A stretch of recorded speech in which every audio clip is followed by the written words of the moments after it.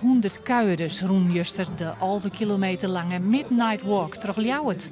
Allerhande bedrijven iepen je haar dwarren. En bij de Route Del binnen muziek- en theateroptredens. Ja, hartstikke leuk. Het is verrassend. Je komt op plekjes waar je soms wel komt, soms niet. Zoals? Nou, Profile Tire Center ben ik net doorgelopen. Ik ben door de kerk bij de Pelikaanstraat gelopen. Nou, hier kom ik ook niet alle dag, dus hartstikke leuk. Je moest met een wachtje op topsecreet, want dat worden daar een eeuwigheid. Dus van nu en dan mag het wel wat lang wachten, maar het is het al je werk. Het allermooiste is al die bedrijven die openstaan en dat, nou, die entourage eromheen en hoe ze dat zingen. En geweldig. Mensen, je moet het wel voorzichtig doen bij het trapje naar beneden. Ik ben ook een beetje van de veiligheid. En jullie gaan nou de bak in allemaal. De tocht waart in september nog vanwege minwaar oorzijn. Maar koer nou wat trok in. Maar mogelijk is dit wel de laatste editie.